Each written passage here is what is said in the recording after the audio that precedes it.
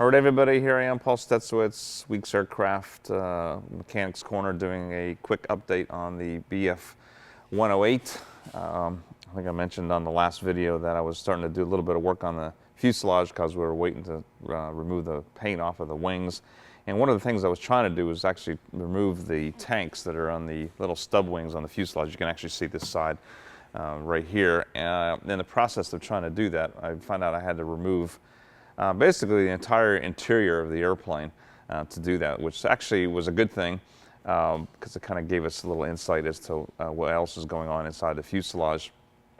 So we're going to kind of show you what that looks like and what's involved with getting some of the interior out. We also discovered some more bad news back on the area behind the little passenger seat. Just some corrosion issues back there that we have to address because of some bad work that was done. The removal of the fuel tank, we took that out. I can actually show you that tank and some of the nasty work that was done there. And also some of interesting graffiti that's back inside the tail, because now we're actually able to access into the tail, which is not an easy thing to do. You have to kind of crawl back there on your belly to do it. But we're going to kind of show you some interesting things we found back there. And also the landing gear. We all talked about the gear on the 108 being a manual crank-up system, and I was unable actually to get it to function for quite a while, but I've been spraying lubricant into the system for the past couple months, and eventually it did break free, and it does work just fine. So we're going to kind of give you a demonstration of how that works. So stick around, and we'll show you what we're doing on the Bf-108. All right, we're going to talk about the landing gear on the Bf-108. We mentioned that it does have a manual system that cranks up. Pretty unique idea that they came up with. It's very simple and it works really well. And this is actually another crank handle that we purchased just as I have a spare. We actually found this on eBay, amazingly enough. And basically how this thing works is it just has a handle and it just has like a ratcheting system. And when you want to crank the gear up or down, you basically just turn the handle one way or another to change the ratcheting device. And basically you just kind of crank this handle back and forth and it moves a set of gears that are connected to these little pins that come out here, and these go out to a shaft that go out to a worm gear that's attached to the landing gear, and that brings the landing gear up and down. It's a very simple, effective system.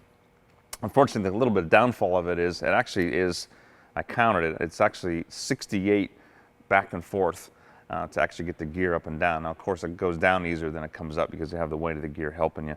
But kind of give you an idea how that works, and we're going to actually retract the gear on the airplane.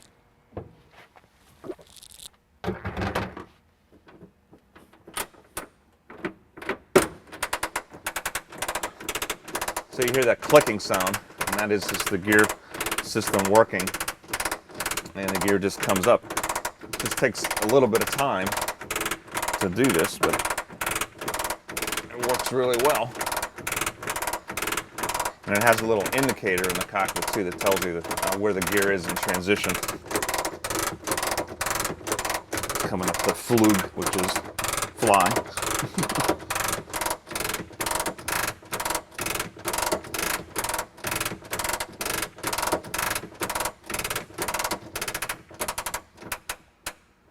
And there it is.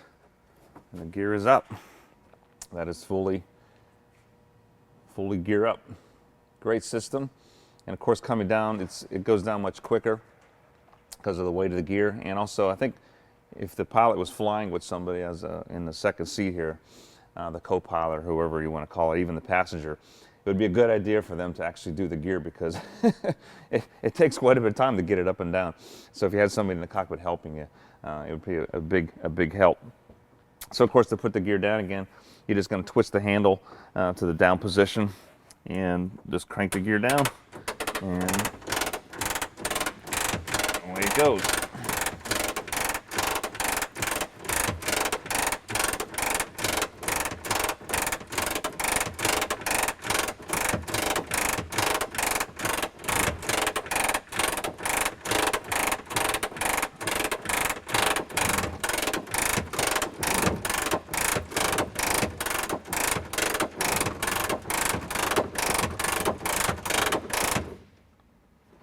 Gear is down. And that's basically how it works. There's not much that can actually go wrong with it unless the actual gear lever itself fails internally, or you have a problem out by the gear. But I don't think the aircraft was prone to any kind of problems like that. I don't see too many issues with that. So very simple system. Again, very clever design by the Germans. And that's how the gear works on the 108. All right, well, here we are inside the cockpit of the 108. And like we mentioned before, we're trying to get the tanks out of the airplane. The tank fittings that come through that actually attach to all the lines are actually down up inside of here. So to get the tanks out, these fittings have to come out there, and there's actually another one back here, and the same thing on the opposite sides. Of course, to do all that, we had to remove all the cockpit side panels. All this now is exposed, and these side panels are actually just plywood. They're very, very thin plywood that are covered in the leather material, just like the seats are. Took all those out. Those are actually in really good condition. There's a couple of repairs we have to be made. Of course, they have to be recovered in some new material, but overall they were in very good condition, so I think we can reuse those. That, of course, has exposed all this. And then one of the things we had to do to make more rooms was to get the seats out, the two pilot seats up here. That was actually quite a bit of work also, because we actually had to remove fuel lines to get access to get to the seat bolts. And there's just an array of lines that run across everything, because all these tanks feed into each other and they go to this main selector right here. It took us like a day and a half just to get the seats out and the seat railings out. But once those are all out, now we have lots of room. We can access this. We can get in here and pull the lines out, and of course disconnect the tanks so we can get those out of the wings. I pulled all the rug and everything out, and that gives us a good clear area there. I'm able actually to work my way up inside, look behind the instrument panel to get some good photographs, because of course before we disassemble any of this, we have to photograph it all very well, because we want to make sure we know where everything goes back. So again, a simple task like removing the tanks, as you see, turns into a pretty big deal, and I still haven't even got the tanks out. But in the process of that, of course, we removed the rear seats, and we discovered some problems back there. But removing the seats gives us access back into the tail, and there's some very interesting things back there that we'll show you. So that's our next step. We're going to crawl back into the tail and see what's back there. All right, here we are. We're going to head back into the tail of the 108. Now, they did give access to be able to get back there to do maintenance. Also, the main fuel tank is back there, and this is how they actually got this piece in there. The downfall of this is this is the space that they actually give you to crawl back there, and it's basically the space from here to there, and it's pretty tight. And I have to tell you the truth, I'm a little claustrophobic, which I found out a long time ago, and this is it's just a little weird, because when you get in there, you have like a few moments where you feel like you're going to get stuck. But once I get past that point, I'm actually able to spin around inside of there, and there's quite a bit of room once you get in there. But the actual effort of getting in there is a bit much. So bear with me, and let's crawl back into the tail of the 108.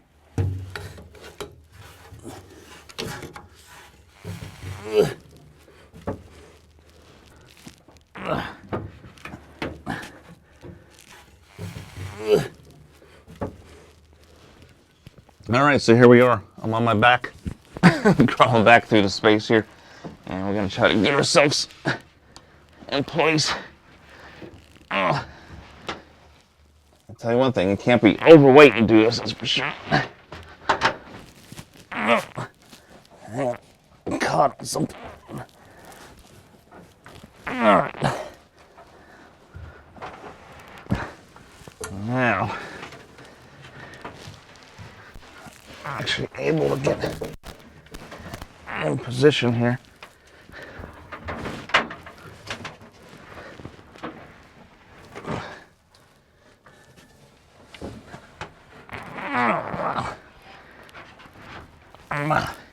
I must have the smallest guy in the factory doing this job. So here we are, someplace you never thought you'd be, in the tail of a Bf-108. And the first thing we're going to show you is the main fuel tank, which is right there. I don't think it's ever been out of the airplane. It looks like it's been pretty much untouched since it was installed back in 1938. There's the actual little data plate for the tank. I forget how many liters this says. It might say 60 liters. I'm not sure, but of course this has to come out to be checked.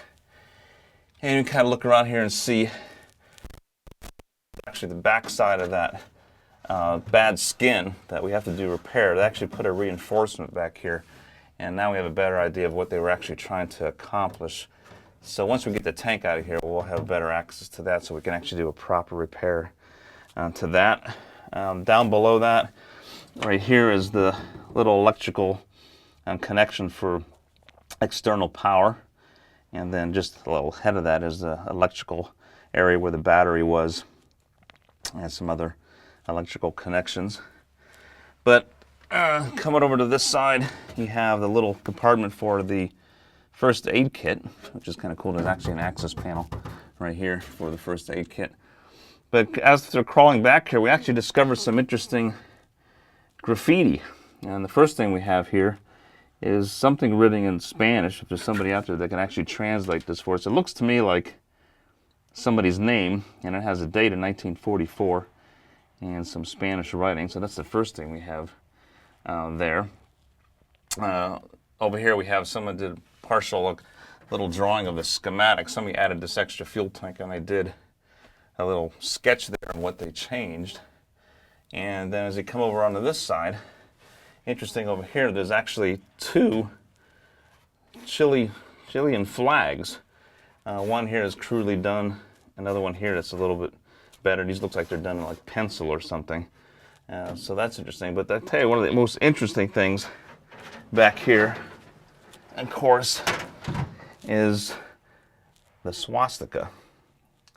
Somebody actually penciled in two swastikas. There's one up here, which is behind the little schematic of the modified electrical system. You can actually see the one there going that way, and over here more clearly the second one. Now, of course, this is a symbol that's sometimes offensive to people, but this is the history of the airplane, and it's kind of interesting that whoever was back here at some point was probably pro-Nazi.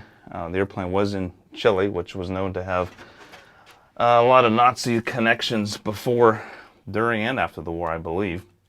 So it's interesting to find that bit of graffiti back there. And as we continue to pan back, you'll see back inside the tail, you see control cables for the rudder. I believe this is the rudder. And then, of course, the airplane doesn't have cables for the elevator control. It has rods right here. And so those are all intact. Everything back here is in really nice condition. Even the paint back here is actually very nice. It's not peeling off anywhere. And the big question during the restoration here is what actually to do with all this area back here, because we do have some original paint that's in nice condition. We do have some original graffiti, which is kind of the history of the airplane. Do we really want to remove all that and paint over it? It would be very hard to strip this area back here because it's a very confined area. So that's a decision we'll have to make down the road. It would be nice to be able just to come back here and clean up this area and maybe spray like a clear flat to kind of preserve what's back here. But I don't see any corrosion issues. Everything's in very good shape. And so we're going to head back out of here, and it's even more difficult getting out. So out of the tail we go on the 108.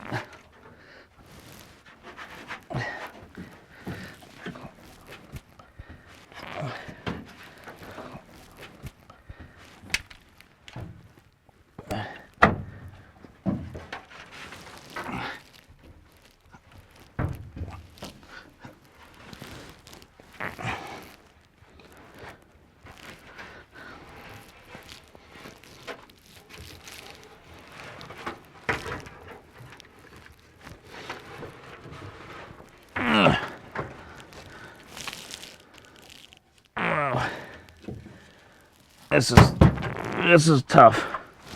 This is tough. It's a good thing I'm doing this before Christmas holiday, so I'm a little lighter. The bad part is getting past this luggage compartment.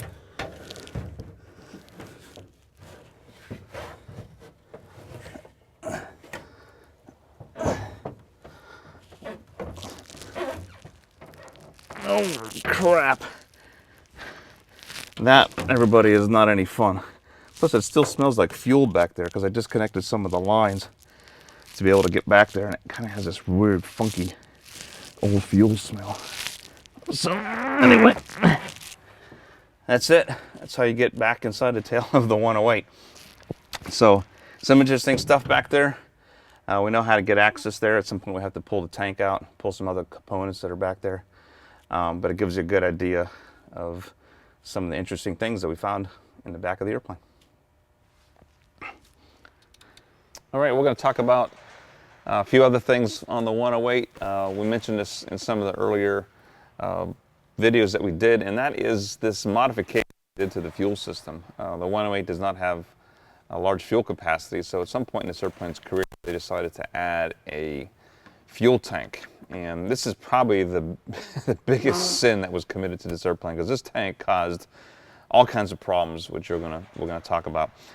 First thing to do, of course, we had to get the tank out easier. We removed the baggage compartment door, so I wanted to take that off. That comes off easy enough. It's just a hinge pin that runs along right here. And we actually started stripping some of the paint off of it, and amazingly enough, again, in really nice condition, but like the rest of the airplane, a ton of paint. I cannot believe the amount of paint that is on this piece. I'm not quite finished stripping it out yet. This is the back side of it. This is a little area that had some kind of informational paperwork that went in. I'm not quite sure what that is. I have to do some research as to what went in there. But a nice piece, aluminum skin. I believe that these reinforcement pieces along here might be magnesium, because they're trying to make it. It's a very light piece, but in really good shape. Very happy with that. So that came off. It cleaned up very nice, and that gave us more access, of course, to get the tank out. Now the tank was put in there in pretty bad way, but the interesting thing is whoever made the tank actually did a really nice job. The tank is actually a very nice piece, and there it is right there. I'm not quite sure how much is added to it. I'm saying it's probably easily between 10 and 15 gallons, I would think, at least 10 gallons for sure. I believe it's like copper. It's soldered. It did a fantastic job making the tank. It's the shape of the baggage compartment. It fits in there very well. But unfortunately, when it got to the installation of this thing, that's where they went wrong. And they actually butchered up the airplane, requiring us to do some work down the road. All right, this is the inside of the baggage compartment. You can see where the tank was. The area where the tank was is actually still gray. This is the original color of what the tank is supposed to be. They put the tank in, and for some reason they painted the rest of the baggage compartment this silver color, which is incorrect. But the two holes that they did, they bored these two big holes in the bottom of the tank. This was access to get the lines from the tank and feed it into the rest of the system. So they bored those two holes in there, basically wrecked that floor. And then to strap the tank in place, they drilled these holes right here, these holes right here, and on that side, there's actually 4 holes, because whoever drilled the first 2 made a mistake and it wasn't in the right place, so they drilled 2 more holes. So and then on these 2 holes right here, they actually drilled through this reinforcement, which we'll see on the other side. So you can see what a little modification that was done improperly can do to the restoration of the airplane down the road. Hopefully we can rectify all this without any issue, but again, sins that are committed to these airplanes over the past 80 years is something that's unavoidable, and these are some of the things that we have to deal with during the restoration. So that created a lot of problems back there. Another thing they did, again, related to this tank installation, is that the rear seat, the back of the rear seat, is a flat piece that actually goes on the back bulkhead, and the way it's held in is a pin that sticks out of the back of the seat, and it goes through a hole, and it has a little clip that holds it in place. Well, the only way to access that originally was through the baggage compartment. So you just opened it up, pulled the clip, pulled the seat out, no problem. Well, when they put the tank in there, they blocked access to the pins. So what did they do? They drilled a hole in the side of the airplane. That's what this plate is right here. It's not supposed to be here. There's a hole here, so they can actually reach in there and pull the pin. So the tank not only caused damage to the floor or the bulkhead, they actually drill a hole to get the pins out. So one thing leads to another. So this is going to have to be a flush repair or something to cover this, because these 2 holes on both sides are not supposed to be there. But the worst part of that whole tank installation is what we found on the bulkhead. We're going to jump back inside the cockpit and show you that. All right, we're going to talk about probably one of the worst things that happened with this fuel tank installation in the baggage compartment. One of the things they had to do to put the baggage compartment in was get access to the front side of this bulkhead, and to do that they had to remove the headliner. Now this is the original headliner right here, and it went up to this point, and then it had a second piece that was attached back there that was the same material. Well, of course, they ripped all that out of there because they need to get back here and drill the holes, and these are the holes that they drilled. Like I said, they drilled 2 right here through the reinforcement, 2 way up there, and 4 here because somebody made a mistake and they drilled some extra holes. And so they did that, installed the tank, and then what they did, and this is the big thing that they did that went wrong, is they actually took some new material and they glued it to the bulkhead. Now, it was not originally glued. This is held in a different way, and that glue has set up corrosion. It's sat on there for quite some time. It trapped moisture in there, and I've actually started scraping some of this off, and I'm finding that this bulkhead piece, which I believe is magnesium, is not in good shape at all. We're gonna have to clean this off some more to get a better idea, but I fear that this piece is going to have to come out. The good news is there is access to drilling it out, and getting that piece out actually will give us better access to the baggage compartment floor that's going to have to be replaced. So all in all, not too bad. We can get it out of there. It's just a shame again that this happened to that.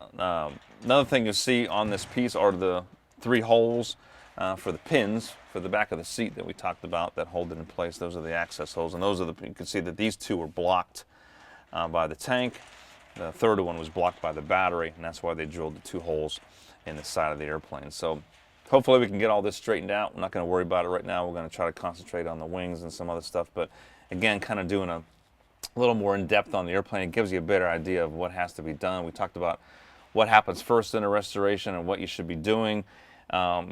You can work on one thing and try to get it finished, and that works to a degree, but I like kind of jumping around, and the reason I like jumping around is if I don't do that, I wouldn't have discovered these things. I wouldn't have discovered this. I wouldn't have discovered some of these other bad wing tips, the horizontal strut braces that had to be replaced. If I wouldn't have found all that out, then I wouldn't have the ability now to start searching for parts and what needs to be done. So it actually pays to kind of wander off in different directions to kind of see what's going on, so you can kind of start thinking about what has to be done during the restoration. So that's the update on that. And we're also going to talk quickly about a little thing that happened with the wheel placards. There was some wheel placards we had made for the hubcaps, and somebody made some comments on the Facebook, and we're going to talk about that. All right, last thing we're going to talk about is the wheel placards. In one of the past videos that we did, we talked about having some new wheel placards made for the wheel covers for the 108, and had these really nice pieces made. Unfortunately, actually, somebody actually noticed, this is a little embarrassing on our part, somebody actually noticed that there was a letter missing out of the placard. The placard is supposed to read, the name of the company is Electron, and on the placard that we got, the T was missing. Now, this is something I should have caught because they sent me the proof of artwork before the placard was made. But again, I glanced at it. It was probably busy, probably didn't pay attention to it. Placards were made, but then somebody actually noticed this on the video. I don't know who it was. It might have been more than one person. I'm not sure. And they actually noted that the T is missing. So whoever that was, we thank you. We sent that information back to the people who made it, and they corrected it. We have the corrected placard there, which is the way it's supposed to be. So again, it's nice to have help out there. We always talk about airplanes and restoration, and one of the things we always do in the shop is to have more than 1 or 2 people look at what you've did, because a lot of times when you're working on something, you're like almost too close to it. You don't notice those things because you're worried about all these other things you're having to do. You don't notice sometimes little things. So a lot of times we'll ask somebody else in the shop or somebody coming through, hey, what do you think of this? Does this look right? In this case, one of you guys caught it. So thanks for that. So anyways, that's the latest update on the 108. It's coming up on the holidays. I'm going to be taking vacation here next week, and wish everybody a Merry Christmas, and hopefully we can come back next year. We're going to start some paint removal on the wings of the 108. That's kind of the next big step on this airplane. I want to get the wings stripped so we have an idea of what needs to be done to those. So stay tuned and come back and check on the progress of this great project.